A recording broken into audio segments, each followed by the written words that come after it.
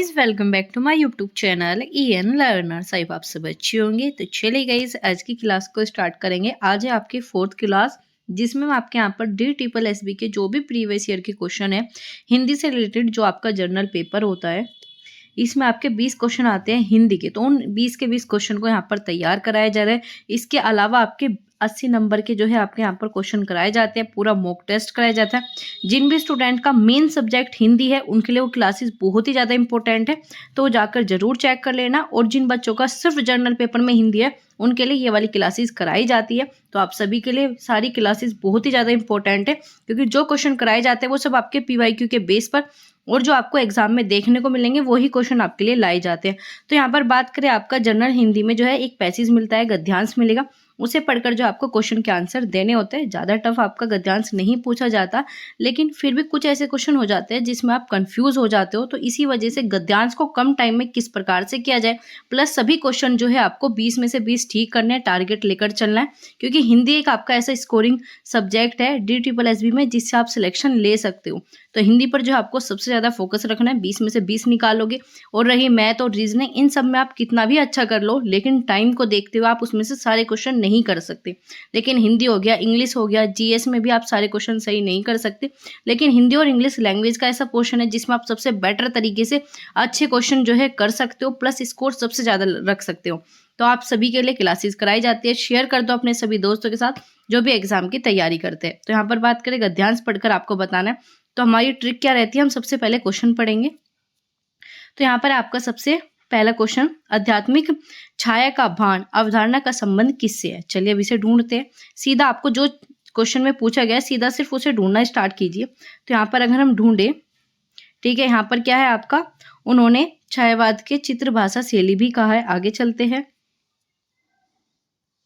तो यहाँ पर क्या है, आध्यात्मिक छाया का भान। तो आध्यात्मिक छाया का भान कहा है, किसने कहा है, आपका पंडित नंद दुलारे वाजपेयी ने इस संबंध का युग बोध से जोड़ते हुए इसे व्यक्तित्व का जो है सौंदर्य में आध्यात्मिक छाया का भान कहा है। तो क्या आ जाएगा आपका इसमें, ऑप्शन नंबर बी बिल्कुल सही हो जाएगा। तो इसी प्रकार से क्वेश्चन करने आगे चलेंगे। आपका यहाँ पर छायावाद का उल्लेख कब मिलता है, कब मिलने लगा। तो छायावाद का उल्लेख कब मिलने लगा, अब आपको जाना है डेट जहां पर भी आपको देखने को मिल जाए। ठीक है, यहाँ पर डेट दिया है आपका 1920 के आसपास मिलने लगा। तो चलिए 1920 देखते हैं ऑप्शन में।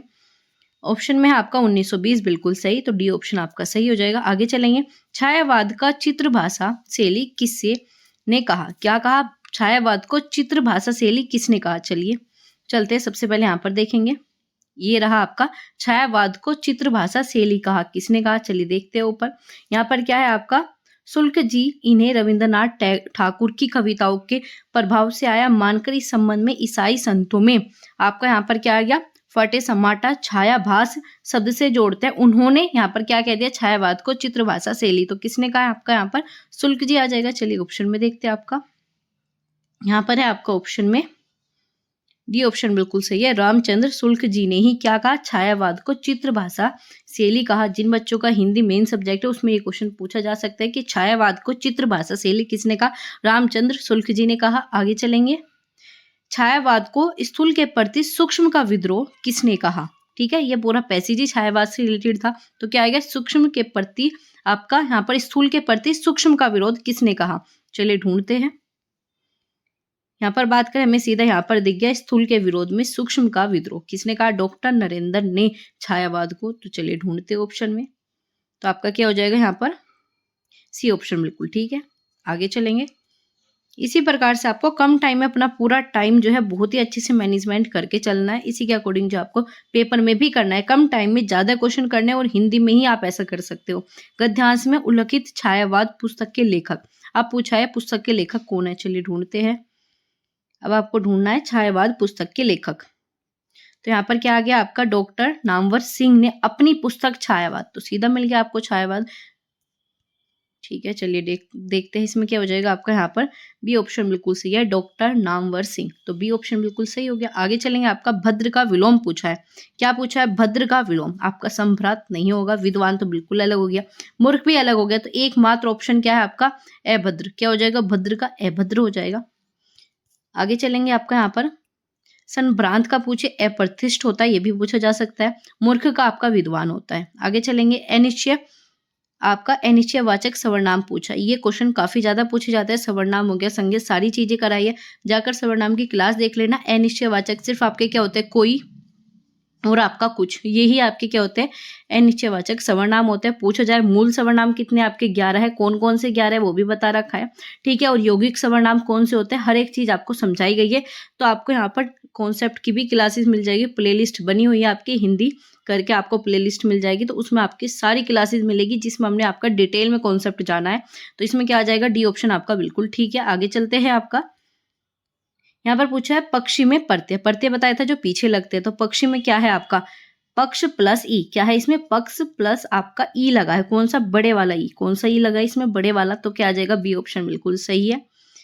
आगे बात करें आपका नौका का पर्यायवाची। अब क्या पूछा आपका यहाँ पर, नौका का पर्यायवाची पूछा। इसमें क्या है आपका, तरी हो गया, आपका यामिनी, रमणी, आपका भारती। तो नौका का क्या होता है आपका, तरी। नौका मतलब आपका तरी। ऐसे आपका नदी का तटनी हो जाता है, तरनी हो जाता है, ये सब आपके नदी के हो गए। नौका का क्या होता है, तरी होता है। नौका के बाकी पूछा जाए, नाव हो जाएगा, नौका नाव। तरनी हो गया आपका, जलयान भी होता है क्योंकि जल में ही चलाई जाती है। ऐसी बेड़ा, बेड़ा भी काफी पूछा जाता है। और पतंग, ठीक है, पतंग भी काफी एग्जाम में आ चुका है। पतंग किसका है, नौका का। तरी भी इसी का है, प्लस आपका डोंगी, ये सभी किसके हैं, नौका के पर्यायवाची है, एग्जाम में पूछा जा चुका है। आगे बात करें आपका, यहाँ पर पूछा है भारती। भारती किसे कहते हैं, सरस्वती को, ठीक है। भारती किसे कहते हैं, सरस्वती। शारद हो गया, सरस्वती हो गया। इसके अलावा क्या पूछा जाता है आपका, बाग देवी, वीणावादनी, विद्या, वागेश्वरी और आपका वगीनशा, ठीक है। ये सब आपके पूछे जाते हैं। प्लस शिक्षक पूछा जाए, शिक्षा से रिलेटेड, आपका भाषा से रिलेटेड, भाषा देवी भी आपका पूछा गया था। तो क्या आता है, सरस्वती आता है। आगे बात करें रमणी, रमणी किसे कहा जाता है, स्त्री को कहा जाता है। रमणी किसे कहा जाता है, स्त्री, सुंदरी बोल सकते हैं। कांता भी बोला जाता है, वनिता, नारी, महिला। कांता याद रखना किसे बोला जाता है, स्त्री को। आगे बात करें यामिनी, यामिनी क्या होती है, रात। यामिनी क्या होती है आपकी, रात, जिसे बोला जाता है रजनी, रात, रात्रि, रेन और आपका राका या फिर निशा, ठीक है। इन सब क्या होते हैं आपके रात्रि के पर्यायवाची हो गए। आगे बात करेंगे, निम्नलिखित में से कौन सा स्त्रीलिंग है। स्त्रीलिंग का सिर्फ एक ही ऑप्शन बताया था, सिर्फ इनका यूज कर लो, चाहे आपने कितना ही अच्छा पढ़ा हो, कहीं से भी पढ़ो, लेकिन अगर आप इन्हें यूज करोगे तो ही आंसर पहुंच पाओगे। क्योंकि एग्जाम में आपका क्या होता है, क्वेश्चन जो आते हैं वो भी गलत हो जाते हैं। तो इसी वजह से बताया जा रहा है, इनका सिर्फ आप इस्तेमाल कीजिए, ठीक है। अब बात करें क्या होता है आशीर्वाद दिया, क्या होता है दिया। तो दिया क्या हो गया, लड़का, ठीक है। उम्र हुई, क्या है, उम्र हुई।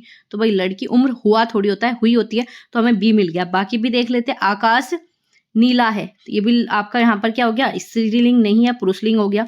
ये भी पुरुषवाचक वाचक हो गया। आहार हुआ, ठीक है, आहार खाया, क्या होता है, आहार खाया। तो ये भी आपका पुरुषवाचक हो गया। तो क्या है, स्त्रीलिंग सिर्फ आपका एक है, क्या है आपका यहाँ पर, उम्र। उम्र हुई मतलब क्या हो गया, बी ऑप्शन बिल्कुल सही है। बाकी सब आपके पुल्लिंग थे। आगे बात करें, निम्नलिखित में से कौन सा अव्यय, अव्यय क्या होता है, जो आपके चेंज नहीं होते, लिंग, वचन, कारक, इन सब में जिसमें किसी भी प्रकार का परिवर्तन नहीं होता वही अव्यय। आप सूखा का क्या कर सकते हो, सूखी कर सकते हो, सुनहरी का सुनहरा, ऐसे आपका ऊपरी का ऊपर। तो बल्कि का आप किसी भी प्रकार से चेंज नहीं कर सकते। तो क्या हो जाएगा, सी ऑप्शन बिल्कुल ठीक है। आगे बात करें, शुद्ध वर्तनी बतानी है, ठीक है। आपका तत्कालिक की शुद्ध वर्तनी, ये आपकी शुद्ध वर्तनी वो ही बता सकता है जो इस बच्चे ने जो है बहुत ही अच्छे से चीजें देखी हो। मतलब आप जैसे आप खुद भी लिखते हो, तो जो शब्द आप लिखते हो वही आपका शुद्ध वर्तनी है, ठीक है। आपने कभी तत्कालिक लिखा है, कभी भी नहीं लिखा होगा। ये वाला तत्कालिक लिखा है, कभी भी नहीं लिखा होगा। अब बात करें, बच्चे सिर्फ दो ही ऑप्शन में कंफ्यूज होंगे, एक तो आपका ए और एक आपका सी। तो इसमें आपका तत्कालिक क्या बोला जाता है, कालिक, ठीक है। तो क्या बोला जाता है, तत्कालिक। तो का आता है इसमें, तो का सिर्फ सी में है, तो सी ऑप्शन बिल्कुल सही है। आपका ए भी गलत हो जाए क्योंकि इसमें आ नहीं आया, ठीक है। आप इन सब चीजों को बोलकर भी देख सकते हो, तो आपको आंसर मिल जाएगा। आगे बात करें, इनने आपका घर देखा है। तो इसमें अशुद्ध, इनने कोई शब्द होता ही नहीं है, क्या होता है, इनने कुछ होता ही नहीं है, ठीक है। क्या जाएगा, इसने, ठीक है। इन्होंने आपका घर देखा है, इस प्रकार से आता बिल्कुल ठीक हो जाता है। तो बी, तो कोई शब्द है ही नहीं। आगे चलेंगे, आपका भास्कर का संधि विच्छेद। संधि विच्छेद, दो ऐसे भाग में तोड़कर देख लो जिसमें दोनों का ही मीनिंग हो। दो ऐसे भाग में तोड़ दो जिसमें दोनों का ही मीनिंग हो। अब आपका इस भा का कोई मीनिंग नहीं होता, भा जिसमें आपका विसर्ग होगा उसका मीनिंग होगा। ऐसे भास ठीक हो सकता। आगे बात करें, भाकर, ये का भी कोई मीनिंग नहीं, लेकिन आपका क्या है इसमें, भास्कर मतलब भा प्लस कर, ठीक है। तो क्या आ जाएगा, डी ऑप्शन बिल्कुल सही आ जाएगा। ठीक है, क्या आ जाएगा? डी ऑप्शन आपका बिल्कुल सही आ जाएगा। कौन सी संधि है? अगर पूछा जाए भास्कर में कौन सी है? विसर्ग संधि है, क्योंकि इसमें विसर्ग का प्रयोग हुआ है। ऐसे अगर आपका बाकी ऑप्शन देखें, दुष्ट में भी विसर्ग संधि होता है, तदाचित में भी आपका विसर्ग संधि, ऐसे आपका निर्तार मतलब निस्तार में भी कौन सा होता है? आपका विसर्ग संधि। इन तीनों में ही विसर्ग संधि होता है, तो इन्हें एक बार ध्यान से देखना। दुष्ट इस प्रकार से बना जाता है, कद प्लस चित ये भी पूछा जाता है। इनका क्या करना है आपको? संधि विच्छेद करना है, तो इस प्रकार से होगा क्या? विसर्ग प्लस आपका चित। ठीक है, ये क्या हो गया? आपका विसर्ग संधि, आपका नी प्लस तार। ठीक है, निस्तार हो गया आपका।